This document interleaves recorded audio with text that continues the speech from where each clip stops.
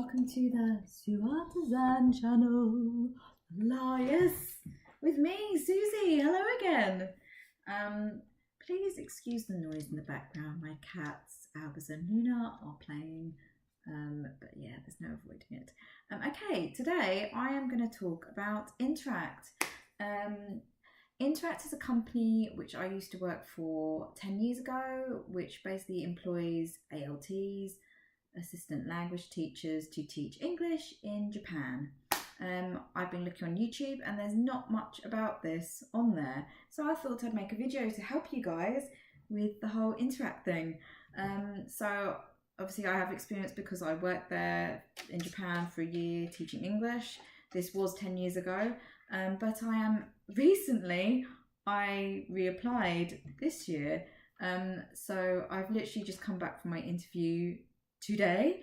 So I'm going to talk about the interview first while it's fresh in my mind, and the seminar, because you basically, after you've done all the paperwork to start off with applying, they'll sometimes give you a phone call, do phone interview, and then they'll invite you to the seminar. They kind of skipped that process with me this time around because I've already worked for them, so I think that's why they didn't bother doing the phone interview.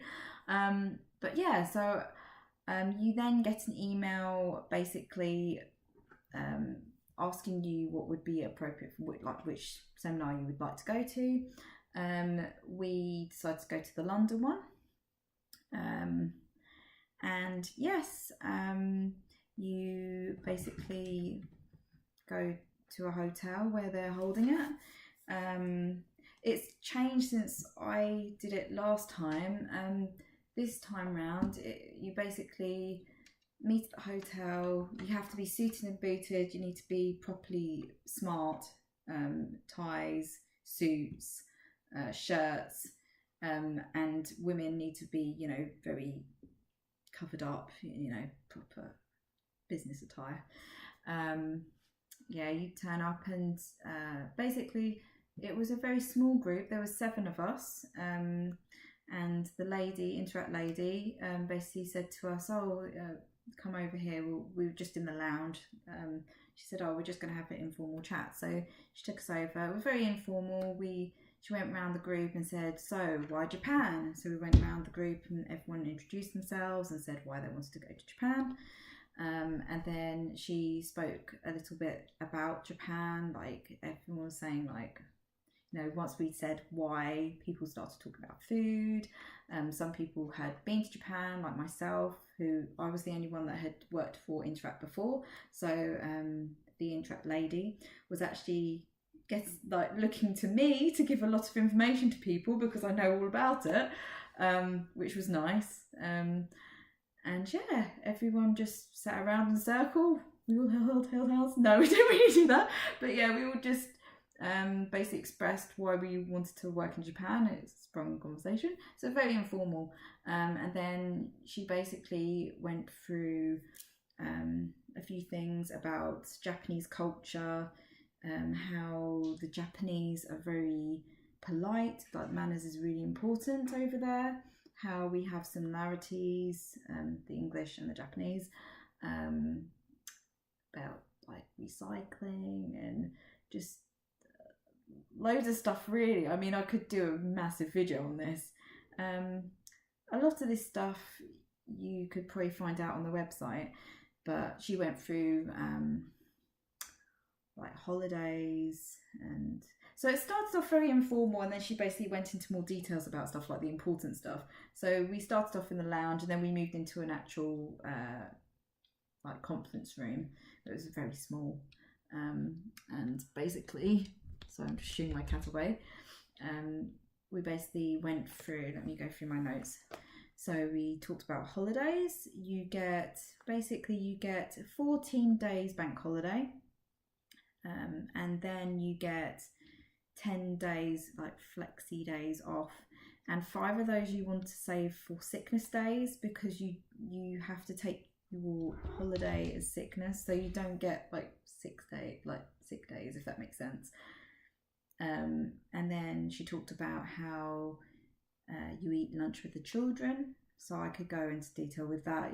When you basically, if you're working at elementary school, the children will get all suited up and they'll be all cute, and then they'll dress up and they're like hygienic clothes, and they'll serve out the food to all the students in the class, and we'll all sit at our little desks, and you sit with them, you get the same food, and you have a little tray, and you all sit together, and they all go itadakimasu, and then they'll eat really fast, and they'll eat everything. Like, you have to eat everything, every little grain of rice, and then they get to go and play, and they eat so fast because they want to go out and play.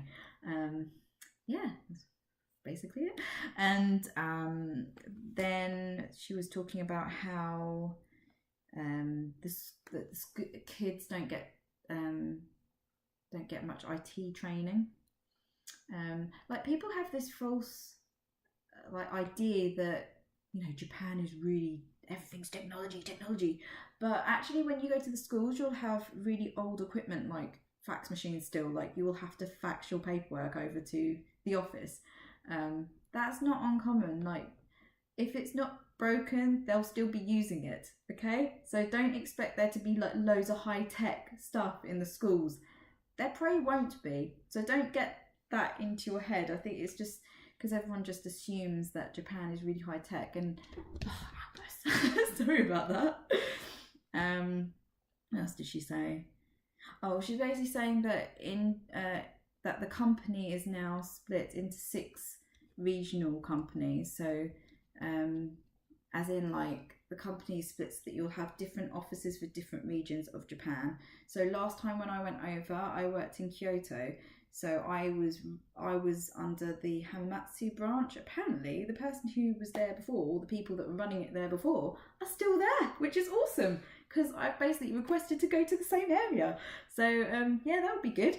I wonder if they'll remember me. Probably. What else did she say? Documentation. So she's basically saying that with your CV, you need to make sure that you have to express that you've been in English education, or been speaking English, for at least 12 years. So when you do your CV, you want to make sure that you don't leave any gaps. And if there are gaps within your employment, or, you know, you need to start from school onwards, so when you first started school upwards, and you need to make sure that if there are any gaps, like if you were unemployed, you need to make them into a positive. Like, you need to make sure that you show that you were doing something.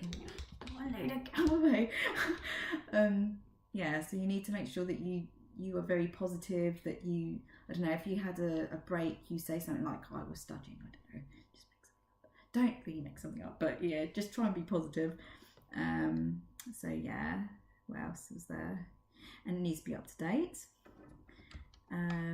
References.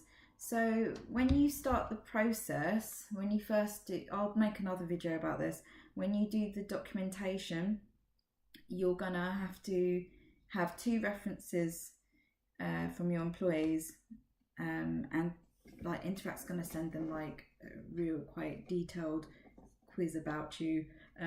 It should only take your like employees like 10 minutes to fill out, but it's still quite detailed. But she says because it's really important, you need to nudge them and make sure that they're doing it, because obviously that could hold you back if you don't get that done, because it's really important for the schools to know that you have a good reference, because you're working with children. And she says that if there's anything that your employer might put on their negative, which they shouldn't be able to do because they're not allowed to do that anymore, but if anything is seen as being negative, they might send it back, which might hold up the process. So yeah, they need to make sure that it's very positive. What else? Okay, so after you have the interview, you will have an offer of employment. So they'll let you know that you've got a place. For them to do that, you need to have your degree. So, I mean, some people who are applying might be working towards their degree, but so they can still offer you a place, but you will need to have your degree before you go, obviously. What else? You'll get a phone call from some people from the Interact office, and they will talk to you about where you want to be placed.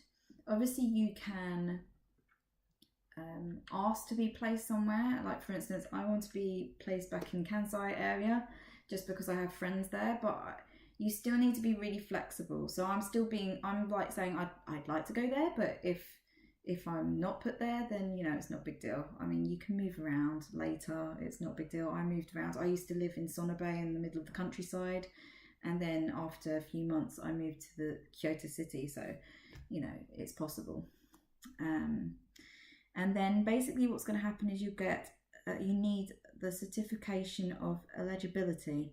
And when you get this, they're going to send it to you. It should take 2 to 3 weeks. And they'll send it to your address.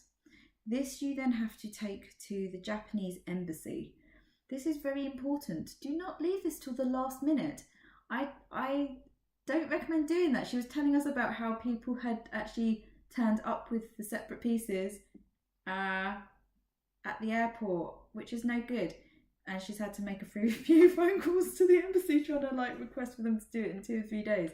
So basically, it's called the C of E. It needs to be constructively put into your passport.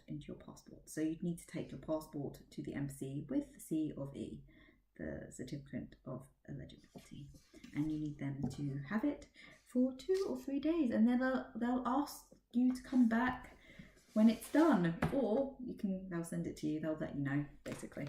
Yeah. So I'll let you know. I'll make another video when I'm doing all that stuff. I'm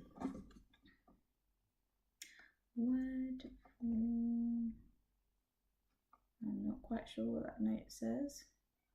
Oh, basically, she's just basically saying that your CV would be checked over. And once that's done, you'll have a week. So when you go to Japan, you have a week of orientation. This is where they train you. She says that the training is now a lot better than when I went 10 years ago. I think 10 years ago we didn't have a week's training. I think we had maybe like 3 days. It wasn't very long. So Albus!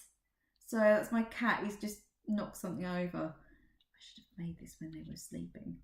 They're so naughty. Anyway. So, yeah, if you went in March, because that's the start of the school year, when I went 10 years ago, I went in March, and she said that it can be really fun because obviously you have like 200 people in a hotel. They put you up in a hotel and you basically go to training for a week. Every day you'll go, and there they'll teach you how to do lesson plans, ideas for lesson plans, Japanese culture, like things to do and not to do. They'll teach you how to do your introduction, because when you first go to the schools you need to introduce yourself, and that will be in Japanese because a lot of them don't speak English, so you will need to learn that.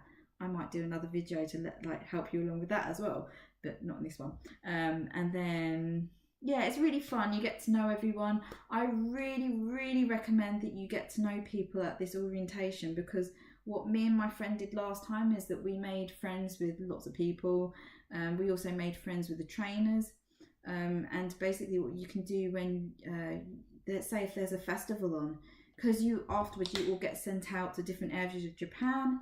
If you're friends with these people, you can say, oh, do you want to come over, or can we go over to you, and there's a festival on. And it's just really good to connect with people and, just see as much of Japan as possible. Like, that's the whole reason why you're there. So get involved, get to know people. It's really good fun. Get to know the trainers, because also what me and my friend did when we went was that we'd ask the trainers, like, there's a festival on, we really want to go to it. Do you know anyone that we could go and stay with? And they'd be like, yeah, because obviously they know everyone. So yeah, we did that a few times as well. So strongly recommend getting on Facebook, adding people, it's all good. What else? She talked about, tattoos. I personally don't have any tattoos and I don't have any piercings, but if you do, you need to cover them. it's kind of frowned upon because of the, your Kaiser, or whatever it's called. So basically, if you have any tattoos, you need to cover them up. Piercings, the only thing that's really acceptable for girls is just a stud in the ears. Sorry, I don't have any, so I'm fine. But yeah, if you have tattoos, you need to cover them up. If you have earrings, just la la la. Yeah, that's about it. Healthcare. Oh, so this is new. Like now, when I went, we didn't have this, but apparently they do an x-ray for TB, which they never did before. So they're going to give you a health check, and they're also going to do a saliva test for drugs. So they're going to test you for drugs, because obviously drugs are bad. You shouldn't do drugs. And you've got to remember you're a teacher. So yeah, that's frowned upon. Yeah, don't do drugs. Like, basically she gave us this story of someone who had smoked marijuana, and basically if you did something like that, you would go to court, and you'd probably be sent out of the country, you'd be banned from other countries. It's just really not worth it. I'm not into that stuff anyway, but if you are, I wouldn't recommend going to Japan. Yeah, don't do drugs.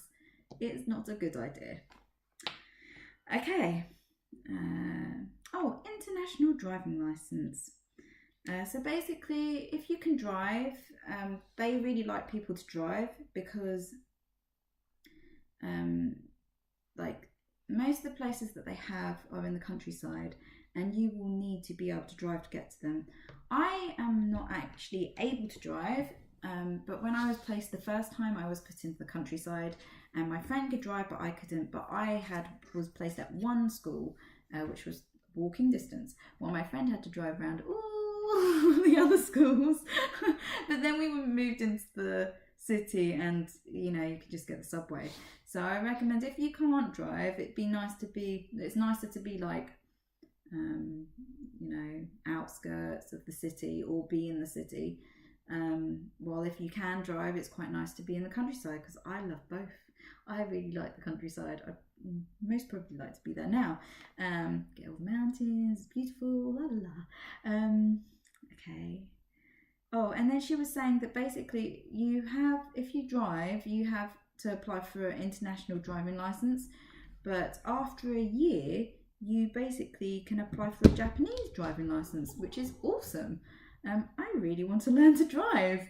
As she said, she recommends that you learn to drive in the UK, because driving out in Japan, like learning to drive, can be pretty expensive. So it's worth learning here in the UK first and then going over. But obviously you have to have that time that you've driven here for to be able to apply for the Japanese driving license afterwards. We'll look into that later. And she talks about, that's the thing. So if you do take buses or subways or any transport that you pay for, the company will reimburse you. You'll get, every month you have to do a timesheet, and you have to do your expenses. And when I worked for Interac, they used to pay for your materials as well. So say if you were getting any school materials, they would pay you for that. But yeah, we'll go into that in more detail later. Okay, probably not in this video. Oh, Japanese healthcare. So healthcare in Japan, she recommends going for a Japanese national health care, which you pay for £15 a month. But that's only for 70% of the costs. And then she recommended getting a top-up insurance of 30% insurance, which you'd want from the UK. So you need to get that in the UK, and you want to insure your belongings as well in the UK. So yeah, okay. And then housing. Basically, housing, you will get, there's options of a private landlord where you pay, like per month you pay maybe roughly about £200 if you're in the countryside, or £450 in the city. And basically you need to pay key money as well, which is basically like a gift. So you give about £300 to the landlord as gift money, which you never see again. It's a gift. just what the Japanese people do. And then she went on about Leo Palace, which is like another company where it's usually furnished. You might want to look this up online. I haven't done yet because they didn't have this option when I went last time. And she said that they'll do your recycling for you. When I went, we only had one. I mean, I was in the areas that I was in, we just did recycling and rubbish. There was just 2 bags. But apparently she was saying that some areas will go really extreme and be like, take the label off the bottle, that goes in one, take the cap off, that goes in one, and then the ring of the cap goes in another, and then the bottle goes in another. So yeah, I haven't experienced that, but it sounds like there are areas that do that. Yeah, and what else? Oh, she's just saying be aware of the rules. So she's just basically saying that it's really important in Japan that you are careful in the way that you act. So for instance, if because you become a little bit of a celebrity in Japan, because you're a guest of Japan, you are a foreigner in Japan, and in the schools don't let it all go to your head, but they'll be telling you how cute you are and, oh, you're so pretty, or you're cool, oh my god, you're amazing. Yeah, don't let it all go to your head. That's normal for any foreigner who goes to Japan. It's just how they are, and that's why it's really important that you keep up a very good reputation, and yeah, you don't do anything bad, because basically it's like everyone knows everything that you're doing. So she gave the example of someone going to cross the road, because jaywalking in Japan is bad, so you don't want to cross the road when the man is red. So I think someone was about to cross the road because it's like in the middle of the night, there's no one around, but then their friend stopped them, and she was like, why can't we cross, like there's no one here, like there's no cars, and he's like, yeah, but people might be watching, as in, sorry, yeah, so just be aware of your actions and what you do, because you have to uphold a reputation.